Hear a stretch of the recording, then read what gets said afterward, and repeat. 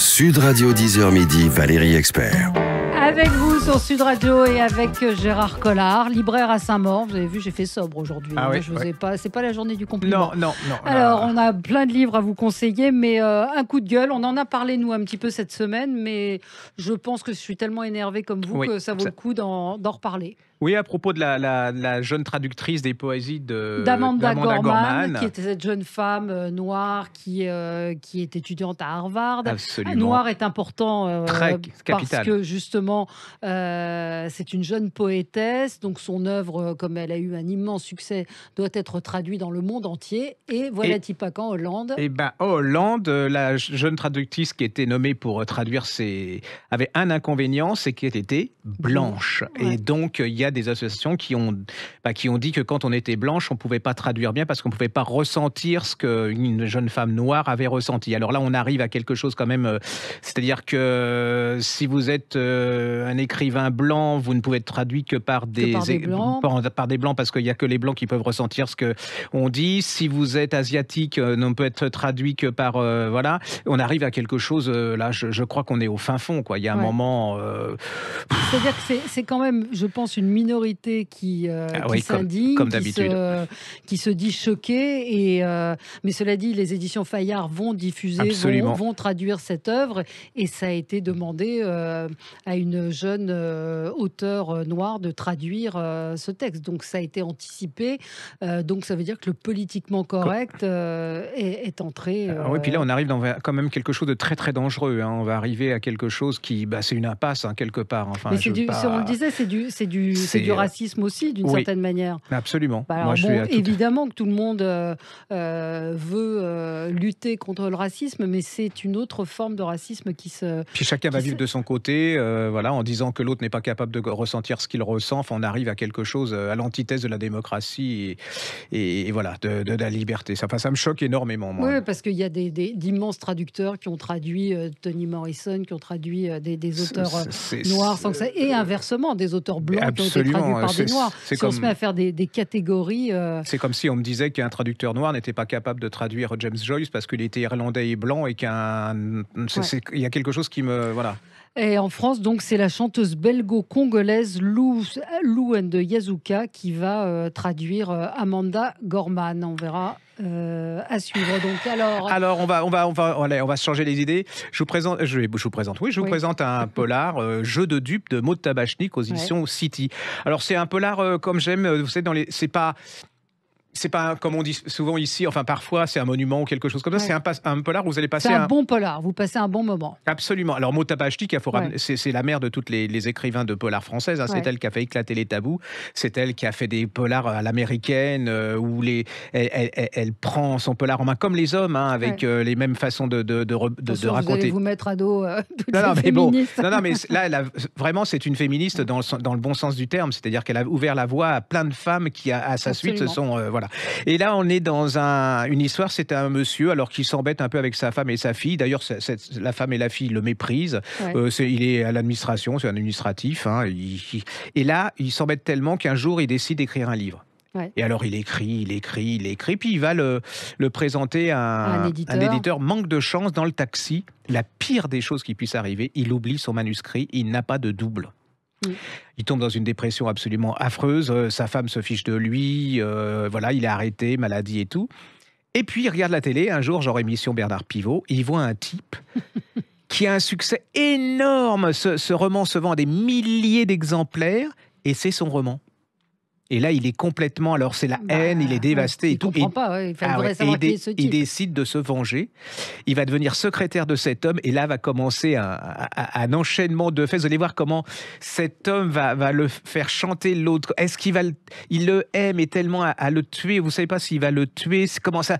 J'ai adoré parce que c'est vrai qu'au niveau style et tout ça, c'est un style classique et tout.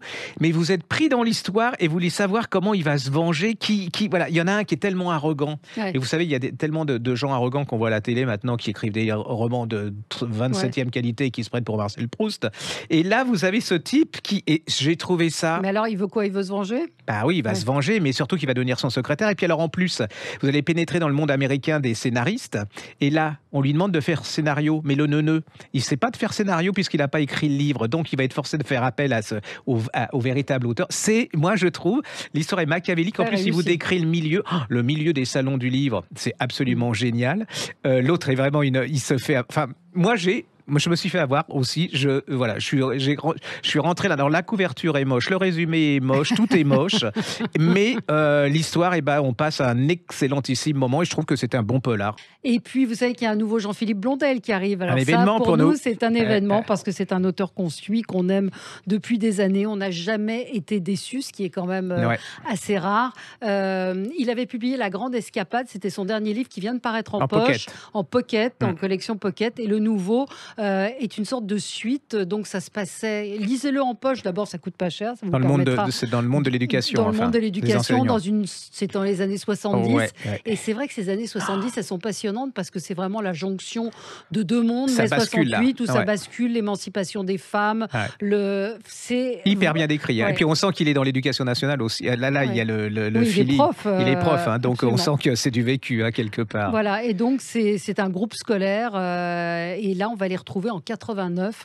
Donc j'ai très très hâte. Vous savez, c'est ce genre de livre où vous dites je veux trouver du temps pour pouvoir le lire tranquillement, sans qu'on me dérange et en profiter complètement. Donc ça s'appelle Un si petit monde, celui qui va paraître, et l'autre c'était La Grande Escapade. Ça fait partie de ces petits livres qu'on attend. Il y a pas beaucoup d'auteurs dont on se dit le prochain il va arriver, mais celui-là, puis en plus il a une petite musique, mais allez-y parce que franchement c'est sa musique à lui, puis vous allez tous vous retrouver dans ses romans. Oui, dans ses romans, parce qu'il a une finesse psychologique sur ses personnages et c'est nous, hein. Enfin, il fait penser à Souchon un petit peu. Absolument, dans l'ambiance. Il a un côté comme ça, voilà. Absolument. Alors on va le lire et on vous en dira un petit peu plus. Gérard, alors. Un tout petit bouquin, mais moi j'ai adoré, c'est Gilles Stassard, ça s'appelle Les Tribulations plastiques aux éditions du Rouergue.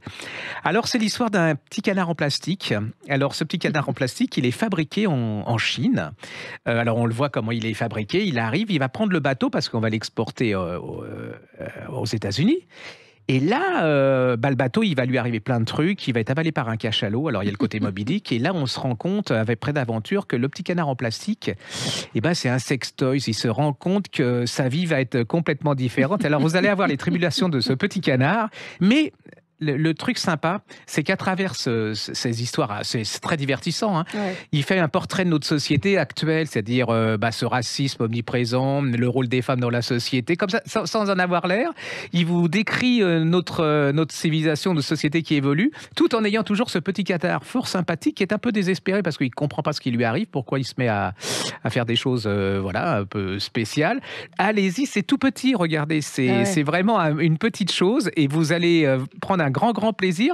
Et puis moi qui ai une collection de petits canards, c'est indispensable de... Mais pas en sextoy. Ça c'est ma vie privée, donc je peux pas... Voilà, mais c'est vrai que mais vous allez-y, aimez beaucoup super sympa. Beaucoup les petits canards. Alors, Tous complices, Benoît Marchisio, c'est aux éditions Equinox. Il y a des livres comme ça que vous recevez, vous ne savez pas pourquoi vous les ouvrez et vous vous laissez prendre. Alors lui, il est livreur à vélo, vous savez, donc il a une application sur son vélo et c'est vraiment l'ubérisation de notre société. Alors dit comme ça peut paraître, mais c'est vraiment ce vers quoi notre société est en train de tomber, d'évoluer. Et c'est un petit peu le chacun pour soi, cette espèce de jungle dans laquelle on est. Et il a un style vraiment extrêmement percutant. C'est des phrases courtes. Vous êtes emporté par son coup de pédale. J'ai envie de le dire, en pédale avec lui.